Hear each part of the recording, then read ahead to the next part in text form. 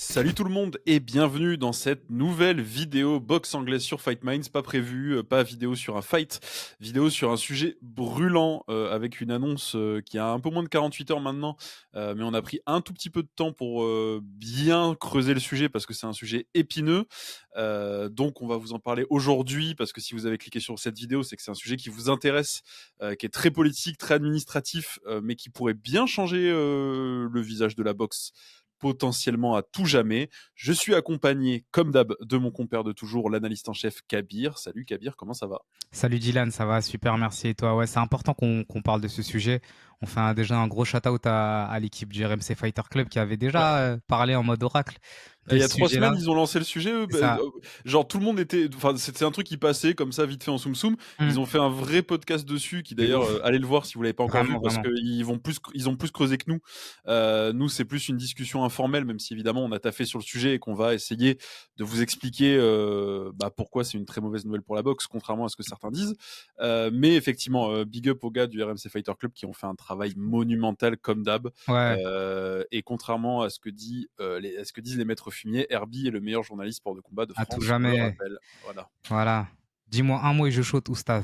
Bref, certains auront la rêve, d'autres non, peu importe. Mais voilà, non, mais voilà, ça pour dire qu'ils en ont parlé il y a quelques semaines dans un podcast super intéressant et que l'actualité a fait que ce qu'ils ont plus ou moins prédit est arrivé.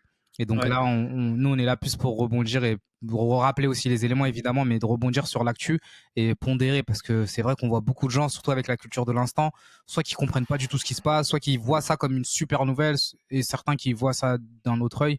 C'est Mm, intéressant. Il y a Chris de Fight Minds qui avait fait une story dans la journée où on enregistre cette vidéo où il mm. disait du coup finalement ce rachat pour vous vous le voyez comme d'un bon œil ou pas, et on voyait que c'était plus de 50%, donc une bonne majorité qui considérait que Mm. le fait que TKO rachète tout ça, ça soit une bonne nouvelle. Donc nous on va essayer de pondérer On ça. va essayer de vous décortiquer. En fait, on va essayer modestement de faire la suite du RMC Fighter Club parce que je sais pas s'ils feront un deuxième épisode sur le sujet en moins d'un mois, peut-être. Mais on va essayer modestement de prendre la suite du Fighter Club parce que bon, on n'est pas à la hauteur de ces deux monstres, mais on va essayer au moins de prendre la continuité d'un sujet qu'ils pourront peut-être pas retraiter à l'antenne sur une émission complète. Donc on va mettre à jour les infos parce qu'il s'est passé des choses depuis. Ouais. Donc on a eu l'annonce hier de la signature d'un deal entre Turquie, Al Alshir, son excellence, hein, pour créer une ligue de boxe fermée avec TKO. Donc TKO qui est la maison mère de la WWE, à savoir le catch professionnel, vous connaissez John Cena, The Rock, You Can See Me, tout ça, et de l'UFC, voilà, et de l'UFC. Donc le deal en fait prévoit une ligue fermée de boxe sur un modèle calqué sur celui de l'UFC. Il y a un truc, pour l'instant, légalement, qui empêche la création de cette ligue. Il y a un truc pur et simple qui s'appelle l'Ali Act, donc qui était une réforme, qui est vraiment une loi qui est passée au Congrès américain, qui était donc une réforme qui a été présentée en 99 et qui a été votée et mise en application en 2000. C'était par le député de l'Ohio Michael Oxley. L'idée, si vous voulez, c'était de protéger les intérêts des boxeurs et notamment financiers. Alors, les points qui nous intéressent, parce que l'Aliact, c'est pas très long, mais il y a plein de petites subtilités. Mais en gros, les points qui nous intéressent, c'est un titre mondial ne peut pas être détenu par un promoteur. Déjà, vous voyez comment ça s'applique pas à l'UFC. Un promoteur doit déclarer les revenus générés par un combat, par un événement, par une carte. Vous voyez comment ça s'applique pas à l'UFC. De manière Voilà, transparente, et doit être tous les transparent. revenus, que ce soit le merch, la Et différence voilà, c'est ça. entre les bourses, etc. Tout ce qui rentre et tout ce qui sort doit être mis sur papier, doit être clair auprès de la commission de l'État dans lequel le combat a lieu et auprès évidemment de toutes les parties présentes, donc du boxeur. Les rankings doivent être supervisés par des entités indépendantes des promoteurs, donc les promoteurs n'ont pas leur mot à dire sur les rankings, donc WBC, WBA, WBO, IBF, c'est eux qui gèrent les rankings et pas les promoteurs, normalement, dans un monde idéal. Hein. Les promoteurs n'ont pas le droit d'avoir un intérêt financier direct ou indirect dans la gestion de la carrière d'un boxeur, pardon. Par conséquent, le promoteur ne peut pas être aussi le manager d'un boxeur. Pareil, vous voyez où ça commence à coincer. Et un promoteur ne peut pas garder un boxeur sous contrat éternellement.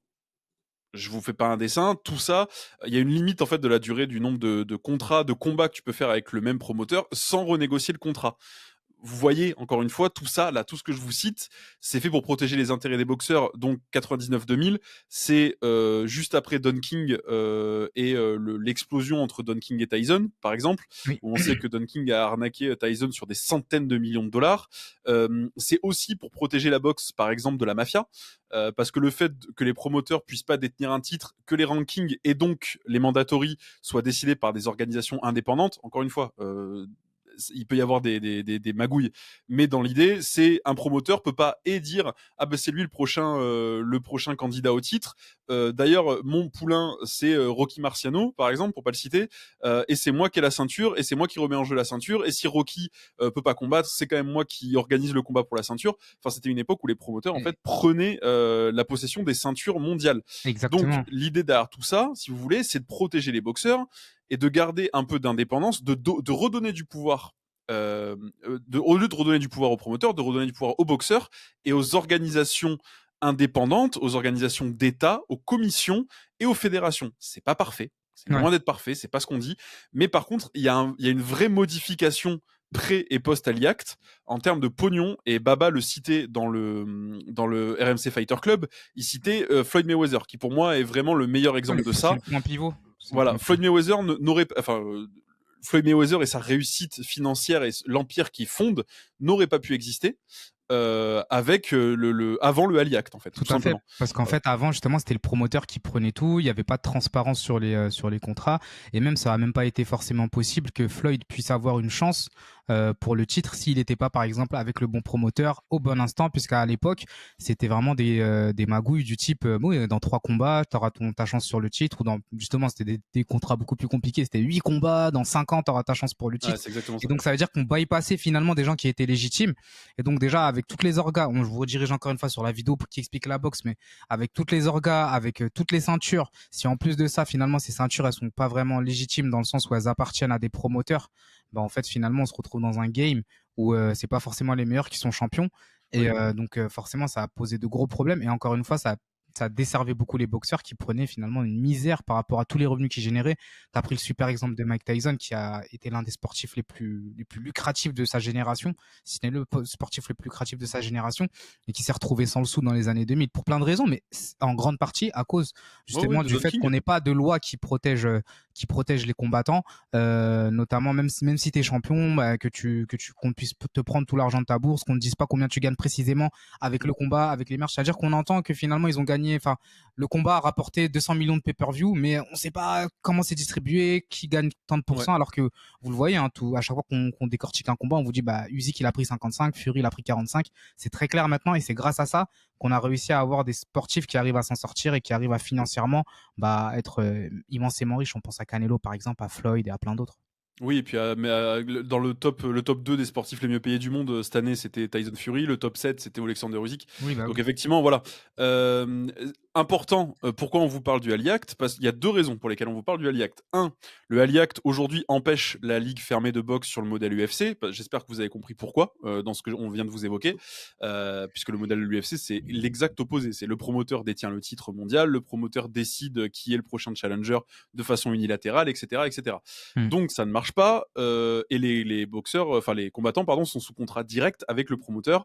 Il y a pas si t'as pas de manager, tu peux quand même signer à l'UFC, ce qui serait impossible. Tu peux pas signer avec un promoteur si t'as pas de manager pour veiller à tes intérêts en boxe. Donc ça c'est la première raison.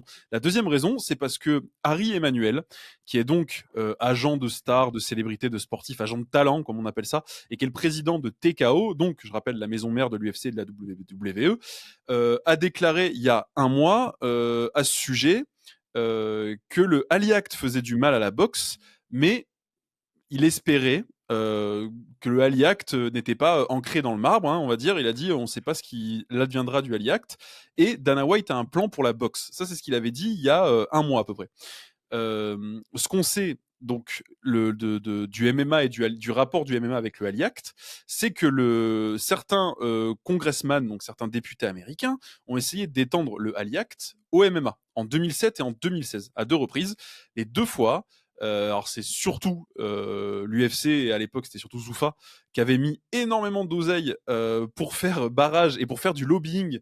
Pour ceux qui voient pas ce que c'est le lobbying, c'est en gros tu payes des gonzes qui vont amener des politiciens au resto et leur expliquer que c'est pas dans leur intérêt de voter telle ou telle loi, parce que s'ils votent telle ou telle loi, ils auront moins d'avantages, et s'ils votent pas cette loi, on les invitera peut-être à Hawaï pour un congrès. Je simplifie, mais vous avez un peu compris. C'est des magouilles et des retours de bons intérêts, des retours de bâton. Voilà, c'est comme ça que ça fonctionne. Donc, ils ont réussi à empêcher la LIACT de s'intégrer au MMA. Et donc, le MMA est toujours régi de la même façon. Les organisations / promoteurs, du coup, gèrent tout. Les combattants sont mal payés. Ça, c'est quand même pas c'est pas une nouvelle hein, que les combattants sont mal payés. Alors, ils sont peut-être trop payés en boxe, j'en sais rien. Par rapport à ce que ça génère, je ne sais pas, parce que j'ai vu beaucoup ce commentaire revenir. Écoute, si l'argent est là et si les mecs ils prennent de l'oseille alors qu'ils mettent leur vie en jeu à chaque fois qu'ils montent sur le ring, Ce sont les bah, tant principaux mieux. acteurs. Hein. Enfin, Voilà, ce qui est très intéressant, bien. c'est que là, actuellement, on a un bon exemple avec les combattants actuels. On a Francis Ngannou qui a tout arraché en MMA, qui mangeait et qui dit qu'en un combat, il a pris autant que dans toute sa carrière. Donc voilà, financièrement, on se rend compte que la boxe est plus lucratif et que finalement, toucher à cette Ali Act, c'est aller vraiment à l'encontre des intérêts financiers des sportifs, et c'est pas positif. C'est vraiment pas Ah positif. non, c'est pas positif. Et alors voilà, est-ce qu'on peut toucher au Ali Act? Ça, c'est un autre facteur hyper important de tout ce truc-là. Parce que si on peut pas toucher au Ali Act, ce projet, il a déjà été signé, tout ce que vous voulez, il peut pas se faire officiellement aux États-Unis. Dana White ira pas créer sa ligue ailleurs, etc. Et puis pas avec des boxeurs américains. Enfin, ce sera vachement compliqué. Ali Act, c'est pas la constitution américaine, hein. C'est-à-dire c'est un décret, c'est une loi qui peut être tout à fait révoquée. Et il s'avère que Dana White, je pense que si vous avez un peu suivi, vous voyez qu'il est proche de Trump. Il a quand même fait un discours lors de l'inauguration de Trump. Harry Emanuel, donc le président de TKO, est très très proche du clan Trump aussi, notamment du beau-fils Trump. Donc en fait, et Trump, on rappelle, il a la majorité au Congrès, et là il peut faire passer un peu ce qu'il veut, à quelques exceptions près. Je vais pas rentrer dans un détail de politique américaine, parce que la Cour suprême s'est opposée à un truc il y a pas longtemps. Mais globalement, il fait un peu ce qu'il veut en ce moment, parce qu'il a la majorité sur tous les plans. Et donc Trump, le Ali Act, pour un mec comme Trump, c'est clairement, et le clan Trump et les Trumpistes et les MAGA et tout ce que vous voulez, c'est une hérésie, parce qu'en fait ça empêche aux entrepreneurs de faire du pognon. Typiquement, le modèle de Dana White, et moi quand on me dit ça, on va en parler un peu plus, mais le modèle de Dana White, the best fight the best, machin et tout, oui, très bien, ok, d'accord. Enfin, à la fin, c'est que Dana White, il fait du pognon, point. Dana White, si demain il pouvait vendre des tapis, il faisait autant de pognon qu'à l'UFC, il serait pas promoteur de sport de combat. D'ailleurs, il a quand même lancé le Power Slap. Je sais pas si ça parle à des gens, mais c'est quand même le sport le plus débile de l'histoire de l'humanité. C'est même Qui est pas un arrivé en sport d'ailleurs. France, hein, d'ailleurs. Oui, qui arrive en France d'ailleurs. Bref, on en parlera peut-être, mais c'est le divertissement le plus débile de tous les temps, mais vraiment. Et ça n'a rien à voir avec le MMA, non, monsieur Pierre Dorian. Mais c'est le divertissement le plus débile de l'histoire de l'humanité, vraiment. Et ça, c'est Dana White qui est à la tête de ça. Et c'est Dana White qui, à chaque fois qu'il prend un micro, dit que c'est le sport le plus populaire au monde, que c'est plus populaire que le baseball, le basket, le foot américain et le foot européen réunis. Parce que ça a fait 20 millions de vues sur Twitter, parce qu'il y a 20 millions de personnes qui se moquent de ce qui se passe. Enfin bref. Donc ça, c'est Dana White. Donc il n'est pas là pour protéger les fighters. Si vous en aviez encore un doute, par rapport aux combattants de MMA. On rappelle aussi le procès, le antitrust lawsuit action, où l'UFC a payé quasiment un demi-milliard de dollars, 375 millions, d'arrangements à l'amiable, pour pas avoir à aller au tribunal. Je sais pas si vous vous rendez compte du coup ce que l'UFC ne donne pas aux fighters. Enfin, donc, on sait que Dana White en a rien à foutre des fighters, et ils ont même pas de mutuelle à l'UFC. Enfin, Ngannou s'était barré notamment pour ça. C'est pas juste les primes de combat, c'est qu'il y a aucun avantage, il y a pas de mutuelle quand tu fais ce genre de taf. Enfin, bref. Donc Dana White, il est pas là pour l'intérêt des fighters, il est là pour faire du pognon. C'est un businessman. C'est bien, c'est pas bien. Chacun aura son opinion là-dessus. Moi, j'ai ma propre opinion de ce capitalisme exacerbé américain, au détriment des vies des gens. J'ai une idée là-dessus. Mais Dana White, il est là pour faire du fric. C'est un entrepreneur. Voilà. C'est même pas un passionné de sport de combat, je pense, vraiment. J'en suis convaincu. C'est un putain d'entrepreneur qui veut juste faire du pognon. Donc, cette ligue fermée, ça lui permet de faire encore plus de pognon, parce qu'il aura l'UFC, le Power Slap, il a des parts maintenant à la WWE, et en plus, il aura ça. Et la WWE, j'en profite, qui a quand même un nombre de scandales incalculables sur la gestion de la santé des catcheurs à travers les âges, sur l'usage de stéroïdes et compagnie, enfin voilà. Donc, je pense que l'Ali Act peut sauter, parce que là, on a affaire à la période de capitalisme exacerbé. Enfin, Donald Trump a fait revenir les pailles en plastique juste par principe. Donc, on est vraiment dans ce truc-là de provocation, de capitalisme, de pognon, vraiment de libéralisme, le libéralisme le plus extrême que vous puissiez imaginer. Donc, faire sauter la LIACT, ça permet à des mecs donc comme Harry Emmanuel, comme Dana White, de rentrer dans le game de la boxe parce que ça leur permet d'appliquer leur modèle de ligue fermée où ils gèrent absolument tout, où il y a vraiment aucune transparence, où tout est opaque, où s'ils veulent cut quelqu'un du jour au lendemain. Je prends l'exemple de Taylor Lapillus, quand même. C'était il y a pas longtemps. Ça a révolté tout le monde. Et Mokaev à l'époque aussi.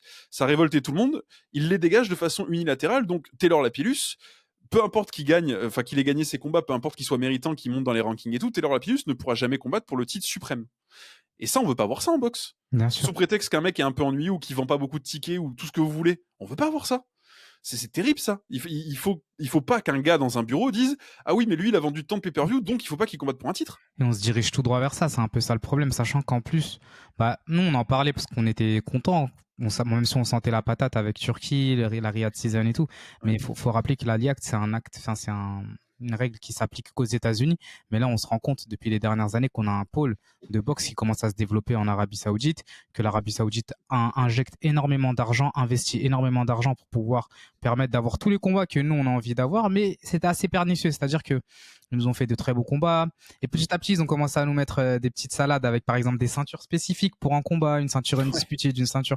Et en fait, là, on se dirige tout droit et doucement, mais sûrement vers justement cette fameuse ceinture qui serait la ceinture d'une organisation qui serait fermée, mais qui du coup serait pas forcément égalitaire. Enfin, avec tout un système. Et en plus de ça, il y a la ligue, il y a la ligue qui va arriver, la ligue de combattants, le tournoi ouvert. En fait, il y a plein de petits systèmes qui essayent de faire changer la boxe de sorte à ce que ça devienne un peu comme le MMA. Beaucoup ont l'impression que c'est le modèle qui est cool, mais à très long terme, je suis pas certain parce que au fil du temps, déjà, on finira très dépendant de l'Arabie Saoudite qui après 2030, on n'a pas forcément beaucoup de visibilité. C'est un peu comme on le voit dans le foot. Par exemple, s'il y a un club n'est plus, il y a plus d'investissement venant d'Arabie Saoudite venant d'un club, c'est quasi foutu. Enfin, il y aura d'autres fonds d'investissement qui vont le récupérer, mais ce sera jamais comme avant.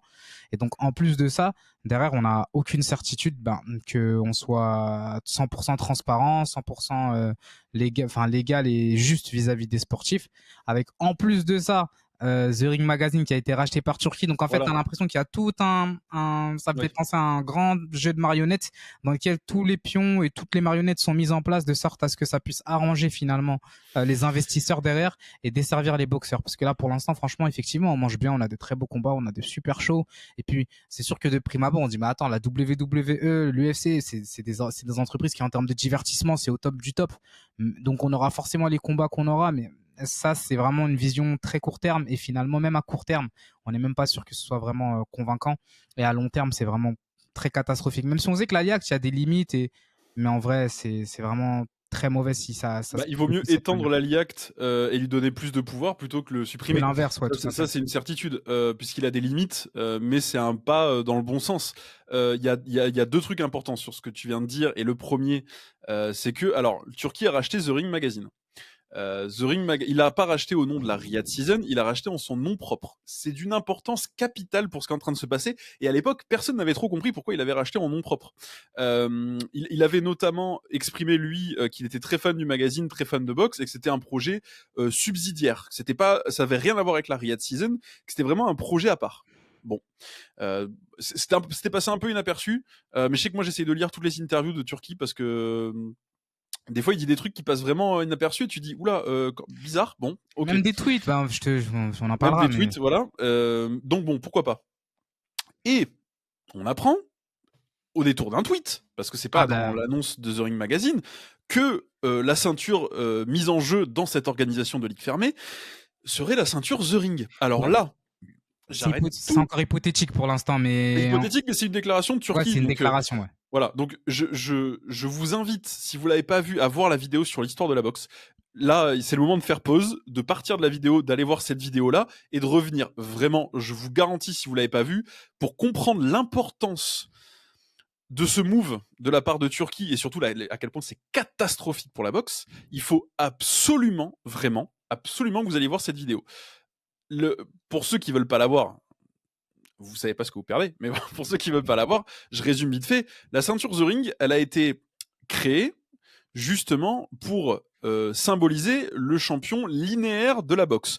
Donc techniquement, c'est la ceinture la plus importante de la boxe. On la cite quasiment jamais. Nous, on essaie de la citer un peu quand même, voilà.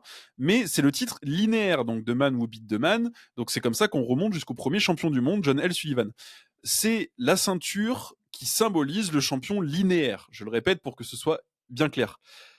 Aujourd'hui, par exemple, le champion linéaire des poids lourds, c'est Oleksandr Usyk.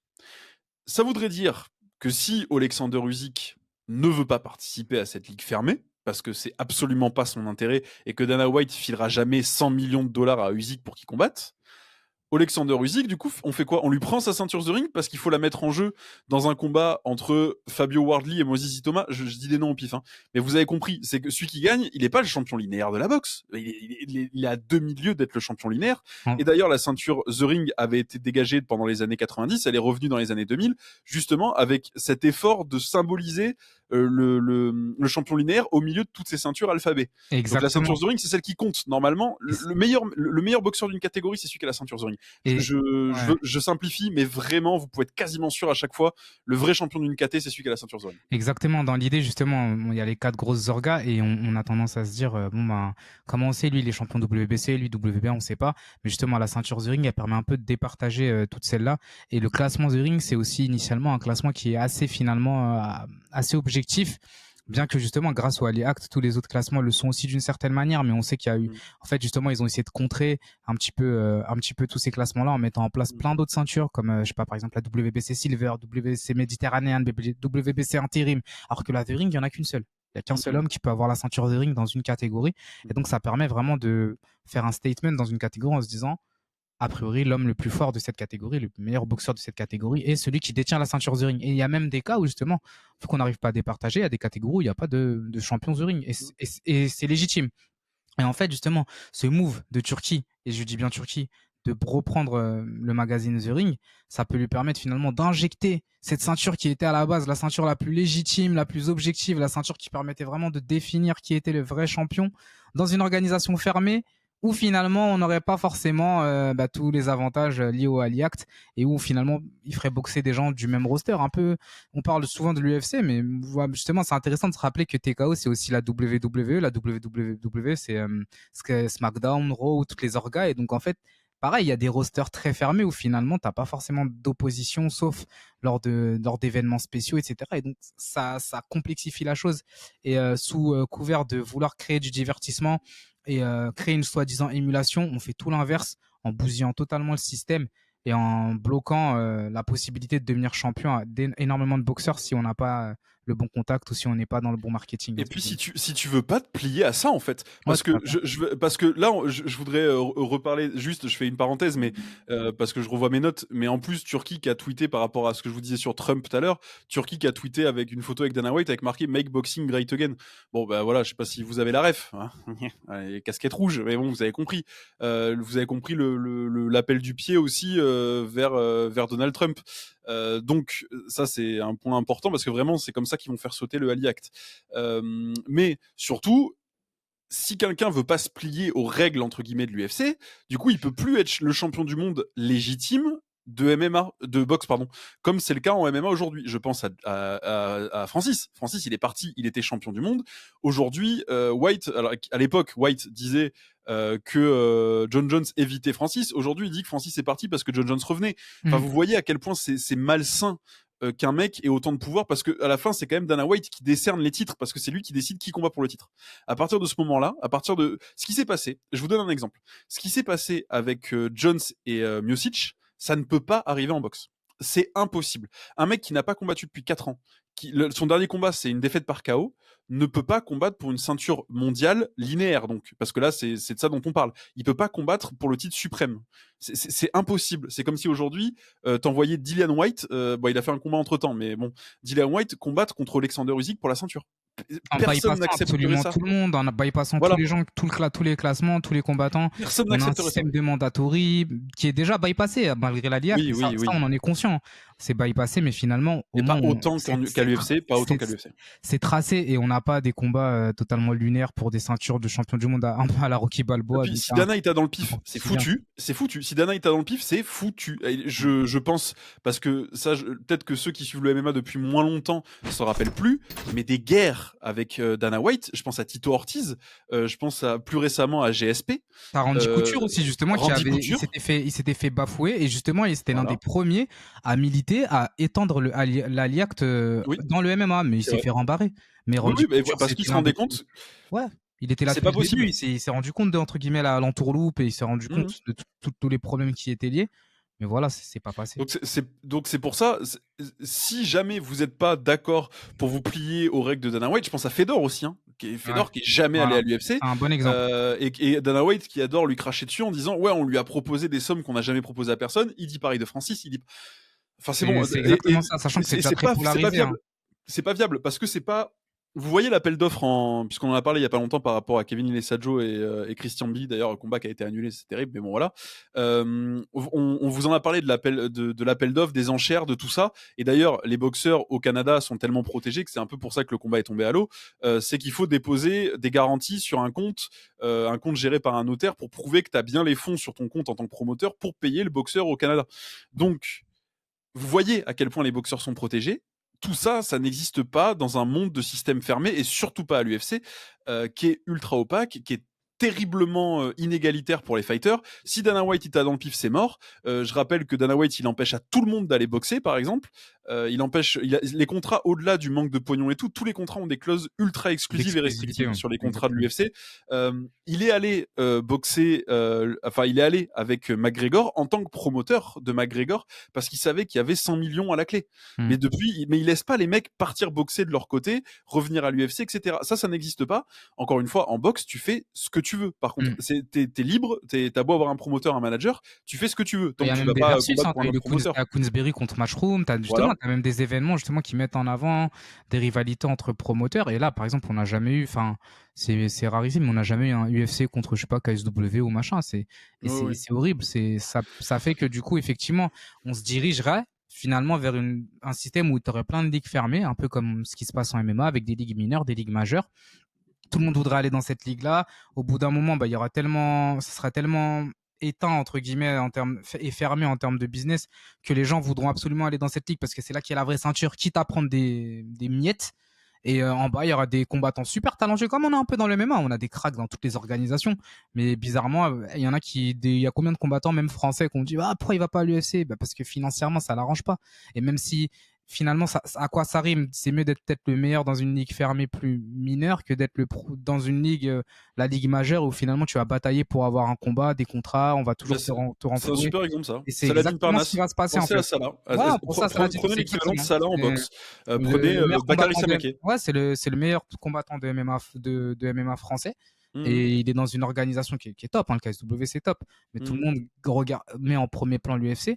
Et c'est pour ces raisons-là qu'il va pas à l'UFC. Donc, on pourrait avoir des cas similaires en boxe dans quelques années. D'ailleurs, je peux vous dire que on a une source que je citerai vraiment pas, mais on a une source qui nous a dit, un boxeur professionnel français, qui nous a dit c'est une catastrophe ce qui est en train de se passer pour la boxe, mais je le dis pas parce que j'ai des négociations de contrat. Exactement. Donc, Il tue la boxe. Il a dit le terme, il tue la boxe, mais je peux rien dire. Voilà. Et le problème, c'est que ça va s'appliquer à toute cette génération-là, qui pourra rien dire. Et la génération d'après, en fait, eux, ils vont accepter. Foutu. Ils n'auront pas le choix. Là encore, les vieux de la vieille d'aujourd'hui, ça passe. Mais ceux d'après, ils vont être foutus. Et pareil, tu dis qu'ils disent rien. Il y a aussi un autre point, on en a parlé dans la petite discussion qu'on a avec Herbie et toi. Les promoteurs n'ont absolument rien dit. Aucune déclaration parce qu'ils savent qu'ils sont tenus financièrement par tout cet engrenage financier qui fait que ils ont rien à dire et ils vont devoir se plier et donc mettre tous leurs boxeurs. Le silence est assourdissant, hein, de Hearn, de Haroum. Bon, Haroum, en plus, il sort d'un procès. Enfin bref, de Warren, d'Oscar de la Hoya, de Ben Shalom. Le silence est assourdissant. Que personne n'ait réagi à un sujet aussi important, personne des promoteurs historiques, ça en dit extrêmement long sur les intérêts. Parce qu'ils n'ont pas dit que c'était une bonne chose non plus. Hein. C'est-à-dire ils ont juste pas réagi. Ils ont Si rien c'était dit. une bonne chose, ils auraient tous réagi. Hein. Ils ont mis un Donc vu. ils n'ont pas réagi. Et surtout que Turquie commence à être particulièrement agressif, susceptible. Il est en campagne. Dès que quelqu'un tweet un truc contre lui, contre ses projets et tout, il est en campagne. Sur Gervonta Davis, par exemple, et vous savez à quel point je porte pas Gervonta dans mon cœur. Hein. Sur Gervonta, il est infect. Il est Ouais, mais infect. tu le vois, et c'est des trucs, enfin, c'est méchant, C'est des mais trucs de gamin, mais c'est des trucs de gamin en gamineries, plus. hein. Je l'ai vu là, tu m'avais envoyé un tweet. Il y a un youtubeur comme nous, un mec qui est dans sa chaise, qui boit son thé et tout, qui parle, qui donne son avis, et l'autre il retweet dessus, il lui dit ouais bah regarde t'as un viewer en plus, ça te fait un 9e viewer, des trucs du niveau collégien. Ça se trouve il va traduire notre vidéo, il va nous tomber dessus, c'est pas. Ouais, mais tant pis. Et puis, quitte à plus avoir. D'ailleurs, une petite parenthèse, quitte à plus avoir d'accred et tout, tant pis. Enfin, au moins, on aura défendu nos valeurs. Les gars qui maîtrisent pas assez la boxe et ces sujets-là, comme le Aliact et tout, mais qui sont quand même des influenceurs vidéastes célèbres des sports de combat, voire des fois qui commandent sur certaines chaînes, etc. Dites pas de façon unilatérale, c'est une super nouvelle pour les fans de boxe. Juste parce que vous avez peur de pas avoir d'accred pour le prochain UFC Paris pour la première fois de votre vie et que ça vous fait frétiller. Ouais. Zen, il faut arrêter par contre. Là c'est vraiment, je vous dis, c'est une nouvelle catastrophique pour les fans de boxe. Parce que je sais pas si vous avez remarqué, hein, mais le truc de l'UFC de dire the best fight the best, ah ouais, ça marchait vachement bien il y a 5 ans, il y a 10 ans. Aujourd'hui, c'est plus le cas. Aujourd'hui, the best fight the best, ça arrive tous les week-ends en boxe, pour le coup. Il y a que dans la catégorie des légers où ils nous font chier, mais sinon, tous les week-ends en boxe, que ce soit au Japon, que ce soit à Riyad, C'est que ce soit exactement aux ça. États-Unis, C'est en pour Angleterre, t'as des pôles maintenant, c'est ça qui est voilà, tous les intéressant. week-ends, le meilleur combat le meilleur. Tous les mecs qui sont champions du monde actuellement sont légitimes dans leur catégorie. Y a vraiment, en ce moment, la boxe est assez saine, entre guillemets, sur la méritocratie et sur la beauté du spectacle qu'on a. Et elle l'est beaucoup plus que le MMA, et particulièrement que l'UFC, qui est quand même très critiqué dernièrement, au niveau de l'organisation des events, de la qualité des événements, de la qualité des cartes, et j'en passe. Nous, par exemple, on sort d'une des plus belles cartes de tous les temps. En boxe, dernièrement, l'UFC, c'est compliqué. Moi, vraiment, ce narratif éculé de best fight de best, d'une, c'est déjà le cas en boxe, de deux, c'est pas le cas à l'UFC, parce que encore une fois, Fedor, il a jamais affronté Cain Velasquez à l'UFC, par exemple, tu vois, ce genre de truc. Donc, c'est un exemple, voilà. Jones contre Ngannou, on l'aura jamais eu non plus. Donc, juste parce que White est un manipulateur, je suis désolé de le dire comme ça, vous êtes peut-être très fan de Dana White, mais un manipulateur, un mec qui a besoin d'avoir le contrôle sur tout. En boxe, il faut pas que ça arrive, c'est une très mauvaise nouvelle, vraiment. Je vois pas pourquoi, c'est une histoire de pognon, hein, comme d'hab, hein, mais je vois pas pourquoi, là en ce moment, le système de la boxe fonctionne, les pétrodollars, ça suffit à financer les gros combats. Pourquoi on se prend la tête à changer complètement le système pour aller vers un système qui est catastrophique pour les combattants? Je comprends pas la démarche, en fait, je vous le dis, Pareil, je j'arrive comprends pas la pas à me dire, démarche. parce que pour moi, ça se déroule nickel. Ça se déroule nickel. Il y a quelques accros, il y a quelques points, et c'est le business. Je pense notamment à des fois tout l'aspect surpolitique de la Riyadh Season, mais le sport a toujours été politique. Ça, on peut pas contrôler. Et bon, Ouais. c'est la rançon à payer en injectant des dollars. Donc, tu vois. Mais il n'y a pas de sujet sur ça. Mais le fait de créer tout ça, d'essayer de créer une sorte de pôle de boxe. En fait, on a trop l'impression que c'est limite un projet comme une start-up. Si ça marche pas, tant pis, on en a rien à faire du sport. De toute façon, nous, c'est une histoire d'argent. C'est ça qui m'attriste beaucoup. En tant que fan de boxe, ce qui m'attriste, c'est que là, on nous a fait un gros teaser. Ça fait 2-3 ans qu'on est top. Il n'y a pas une vidéo où on vous dit qu'on mange bien, qu'on mange pas bien, justement. On est vraiment bien et on a des super combats. Et là, il y avait une montée en puissance. Et là, c'est venu un peu voilà, comme c'est la fin de la bande-annonce. Maintenant, on va vous montrer ce qui va se passer. Mais nous, on sent que ça se sent pas très bon parce que il y a un aspect business qui fait que finalement ça va desservir les sportifs, et en desservant les sportifs ça va desservir le sport, et par la force des choses le sport va retraverser une période aussi sombre que celle du milieu des années 2000-2010 quoi. Et puis vraiment, enfin tu vois, tu parlais des teasers et tout. Par exemple, regardez les teasers en boxe depuis un an et demi là. Et pensez au teaser de l'UFC. Parce que dans la lettre d'annonce, il y a notamment TKO met à disposition son savoir-faire dans la production audiovisuelle, des gros Divertissement événements machin. et tout. Ouais, voilà. Bah, les teasers de l'UFC, à part reprendre des morceaux de fight, mettre une letterbox et une lutte Orange Gentil, ils font rien. Donc c'est quand même autre chose que les teasers pour la boxe. Et qu'est-ce qui fait que les teasers pour la boxe sont aussi ouf? déjà, le sport a plus d'histoire, on met plus d'oseille dans cet aspect-là. Ils partent pas du principe, enfin, ils essayent de créer un événement autour de ça. C'est pareil, moi, quand on me dit, oui, mais au moins, les cartes, elles iront plus vite, blablabla, au moins, il y aura pas de fioriture, c'est du combat pour du combat, comme à l'UFC, il y aura du rythme. Moi, je suis désolé, le côté fioriture de la boxe, je le kiffe. Voilà. Moi, pour moi, ça fait partie de la boxe. Quand on pète un plomb avec un concert avant un fight, ça a toujours été le cas. Quand il y a un mec qui tombe du ciel en plein milieu d'un fight de Holyfield Bowe, ça fait partie. Ouais, voilà, ça fait partie de cette extravagance qu'a la boxe. C'est pas d'aujourd'hui et c'est pas la Riyadh Season, ça, à l'époque où ils construisaient des arènes, à l'époque de Léonard, Ernst et compagnie, ils construisaient des arènes sur le parking du MGM Grand ou du Caesar Palace. Enfin, je veux dire, cette extravagance, pardon, ce truc-là, ça a toujours existé dans la boxe, et moi ça me dérange pas parce que c'est ce qui différencie la boxe de beaucoup d'autres sports. Et Dana White, qui adore nous dire, la boxe est cassée, je viens pour la, enfin it needs to be fixed. À réparer, quoi. Ouais, voilà, il faut la réparer. Et alors ça, parce qu'il y a des gens aussi qui disent, oui, mais Dana White il vient de la boxe, donc de toute façon il sait de quoi il parle. Dana White, il a donné des cours de boxe à des cinquantenaires en surpoids bourgeoises aux États-Unis entre deux verres de pinard. Comment ça, il vient de la boxe? Il vient pas de la boxe, Dana White. On arrête, tout le monde s'arrête, ça aussi. Dana White, c'est pas Don King, hein. Tout le monde se calme. Donc vraiment, c'est une nouvelle catastrophique pour la boxe. Pas forcément immédiatement, pas pour cette génération. De toute façon, c'est pas immédiat puisqu'il faut faire sauter le Ali Act avant. Donc ils vont faire du lobbying pour faire sauter le Ali Act. Et de toute façon, ils sont potes avec le clan Trump. Enfin, ça va aller très vite. Mais la génération suivante, et je pense notamment à des mecs comme Moses Itoma, par exemple, qui est en pleine explosion et qui pourrait combattre pour une ceinture dans 3 ans. Je sais pas, j'ai 2 ans, 3 ans. Bah, et il combattra pas pour la ceinture The Ring. Et j'aimerais bien voir l'avis aussi parce que Turquie, il bouffe à tous les râteliers. Je suis désolé de le dire comme ça. Mais là, il lance le Grand Prix WBC. Riyadh Season, je suis à peu près sûr, en plus connaissant le personnage de Mauricio Suleiman, je suis à peu près sûr que Mauricio Suleiman n'était pas au courant pour la Ligue fermée. Parce que sinon, jamais il aurait fait un partenariat avec la Riyadh Season. Hein. Et d'ailleurs, c'est marrant, parce que c'est pas la Riyadh Season hein, qui a signé. Hein. C'est vraiment Turquie. C'est Turquie. C'est Turquie et Ring Magazine. Hein. C'est pas la Riyadh Season. Hein. C'est un truc de ouf. Et en fait, tu te rends compte qu'il y a tout un appareil financier avec plein de ramifications qui font qu'à la fin, ça devient incompréhensible. Mais lorsqu'on dénoue un peu tout ça, on se rend compte que t'as Turquie qui est en train de tirer les ficelles et de créer un bazar pas possible pour des ambitions purement économiques. Et loin d'être sportives et qui du coup sont très instables parce que l'économie est instable de base et que on n'est pas sûr que dans 5 ans on aura autant de passion pour la boxe. Quand je dis je parle des investisseurs et des gens en général auront autant de passion pour la boxe au point de continuer à investir autant d'argent. Donc c'est un peu ça le problème. Je pense à la vidéo qu'on a fait, on en a parlé parce que c'est un projet de Super League qu'il a depuis un moment. Turquie, ça fait quasiment 1 an qu'il en parle. On avait fait une vidéo sur le sujet et on avait dit à l'époque que ça pouvait être une bonne idée.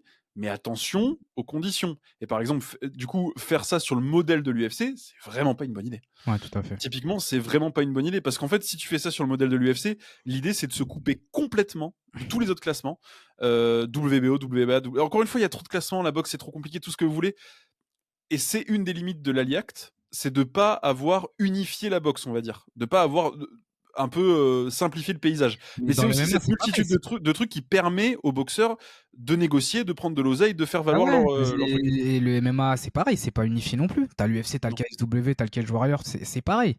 C'est juste qu'au final, on est dans un système où c'est comme des entreprises, t'as des entreprises qui sont dominantes, t'en as même qui peuvent créer une sorte de pseudo-monopole dans lequel en fait finalement ça crée un déséquilibre et dans le cadre du sport ça bousille tout parce que du coup c'est faux, on n'a pas les meilleurs qui affrontent les meilleurs puisque si le meilleur il va pas dans ton sens, tu vas pas le prendre dans ton orga. Donc voilà, c'est peut-être le meilleur combattant de MMA de tous les temps n'a jamais combattu à l'UFC, hein, je tiens à le rappeler à tout le monde quand même ça. Donc c'est des exemples et je sais que globalement l'UFC c'est le meilleur niveau de MMA dans le monde. On n'est pas du tout en train de remettre en question le niveau sportif de l'UFC. Ce qu'on remet en question c'est que dans la boxe, il y a un avantage, et c'est d'ailleurs Dana White, hein, pour lui, c'est l'ultra désavantage, parce qu'il l'a déjà dit ça aussi, il a déjà dit, les mecs sont payés des fortunes, c'est des sommes complètement mirobolantes, et donc finalement, ils demandent tellement d'oseille qu'ils s'affrontent pas, machin. Dana White, pour lui, le frein, c'est ça. Le frein de la boxe, c'est l'Ali Act, donc le fric, parce que sans Ali Act, tu fais ce que tu veux. Les combattants de MMA qui sont signés à l'UFC n'ont aucune idée de combien a généré un UFC. Aucune idée. Et même s'ils savaient, ils auraient toujours le même cachet et on crée une fausse carotte avec le fameux Performance of the Night, Fight of the Night, KO of the Night. Ça reste des cacahuètes. 50 000 balles. T'imagines 50 000 balles, mais tu prends n'importe quel boxeur. On va dire, allez, top 30 mondial dans n'importe quelle catégorie aujourd'hui pour 50 000 balles, mais même pas il se lève de son canapé. C'est même pas le budget qu'on lui donnerait pour Non. mettre une casquette Ouais, de la exactement. marque lors de son interview Il se post-fight. lève même pas de son canapé. Et ça, c'est pareil, les deals avec les marques. Modèle de l'UFC.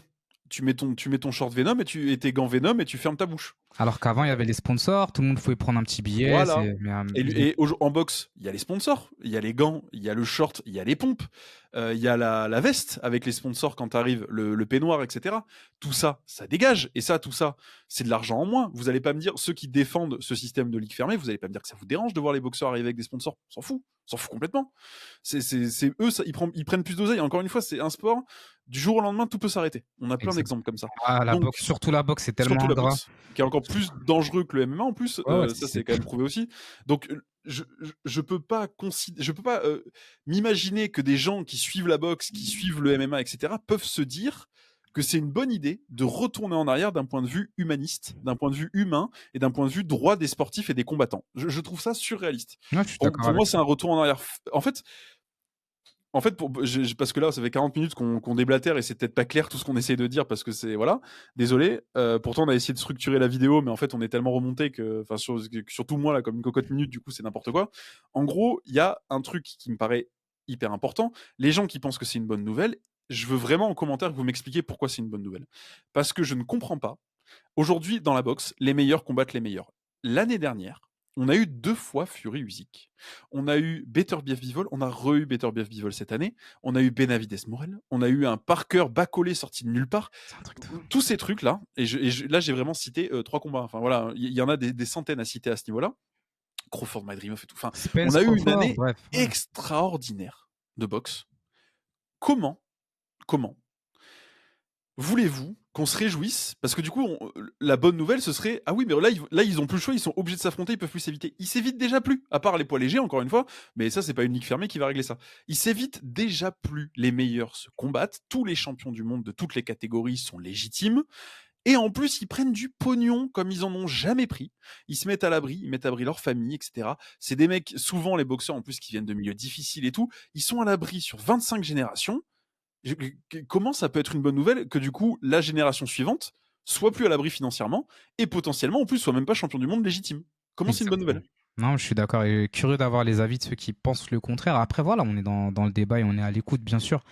Et c'est juste que ça, à court terme, ça peut paraître stylé, mais vraiment à long terme, ça peut courir vers une catastrophe. Et quel fight Dana White peut faire aujourd'hui qui n'a pas été fait ou qui est pas en prévision? C'est Ça- quoi le fight, le méga giga dream fight aujourd'hui que Dana White peut faire? Il n'y en a pas. Mm. Il n'y en a pas. Et que vous pouvez me dire ce que vous voulez. Le méga giga ultra méga fight qu'on nous a rebattu et qui était quasiment impossible à organiser, c'était Crawford Canelo. C'est déjà signé. Et ça n'a rien à voir avec Dana White. Enfin, avec cette ligue fermée, ça n'a rien à voir avec ça. Et pareil pour Usyk Fury, qui était quand même un des plus gros fights de la boxe.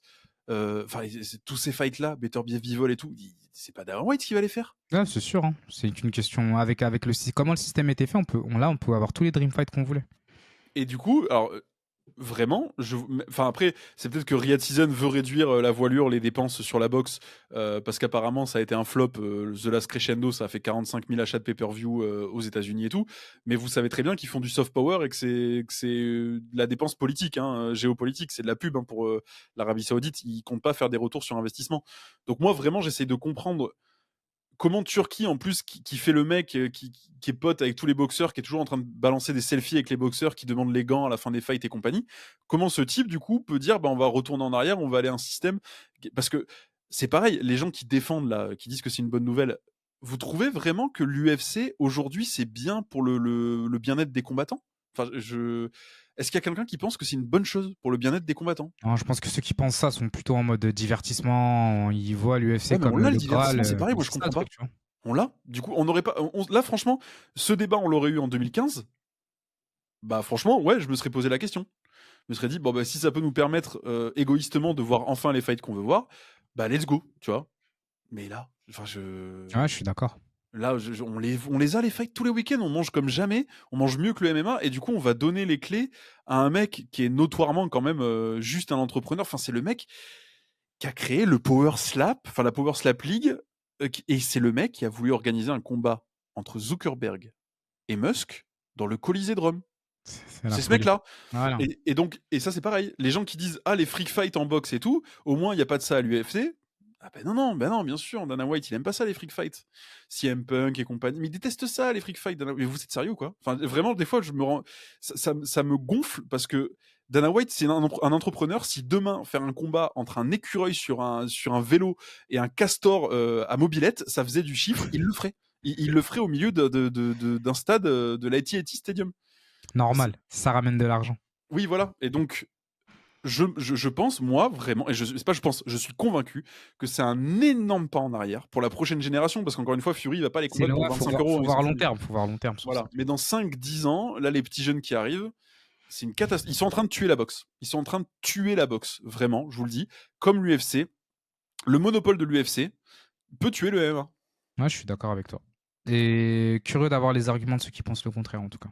Oui, et si vous pensez le contraire, dites-le. Alors, on le dit évidemment avec respect, avec respect juste en fait. Hein. Vous pouvez le dire de façon véhémente tant que c'est avec respect et tant que vous êtes convaincu de ce que vous dites et que vous balancez pas des trucs au pif aussi. Mais oui, parce que j'ai vu des trucs passer quand même, et notamment encore une fois de gens qui sont des suiveurs du sport et qui ont une plateforme, et ça m'énerve. Ah. Juste, je te dis, ils ont trop peur de perdre des accréditations, j'ai l'impression. Enfin bref, dites les choses, et si effectivement vous n'êtes pas d'accord avec nous, allez-y. Si vous êtes d'accord avec nous, allez-y aussi. J'avoue, moi, ça me remonte vraiment parce que j'ai l'impression on avait réussi à survivre à une phase noire de la boxe. Là, on était revenu dans un truc très cool. Et là, moi, ça me plaît pas du tout ce qui se fait, et ça me plaît surtout pas pour les boxeurs. Et pareil, je fais de la boxe, j'ai fait des sports de combat toute ma vie. J'ai évolué entouré de boxeurs, dont des boxeurs professionnels. J'ai dans mes contacts des boxeurs pros, je discute quasiment tous les jours avec des boxeurs pros. J'ai des gens très proches de moi qui ont été boxeurs pro, je sais ce que ça implique. Et du coup, ça me fait mal, ça me fait très mal de voir un pas en arrière pareil. Ça me touche. Voilà, ça me touche. Exactement. Non, mais je comprends quand on voit, comme je te le dis, hein, c'est un sport qu'on adore, mais il faut pas se mentir, c'est un sport très ingrat. Et voilà, tu le dis, on va pas rentrer dans les détails, mais on le voit, les plus grands champions qui sont là, qui sont soit brisés physiquement, psychologiquement ou financièrement, ben ça, on était parti vers un meilleur avenir pour eux, surtout pour la génération qui est en cours. Mais avec avec justement cette action-là, on risque de refaire un gros pas en arrière, comme tu le dis, avec des boxeurs qui finiront sans le sou et malades, et dont on s'en foutra parce que bah, nous, on oublie. Hein. Enfin, on est des fans, on oublie. La boxe, c'est ingrat. Les fans sont pas ingrats, mais en tout cas, les fans oublient. Et donc, c'est sûr qu'à défaut, si on les oublie, au moins qu'ils aient de l'argent pour pouvoir vivre tranquillement. Mais si on les oublie et qu'en plus derrière, ils ont pas de sous, les pauvres. Quoi.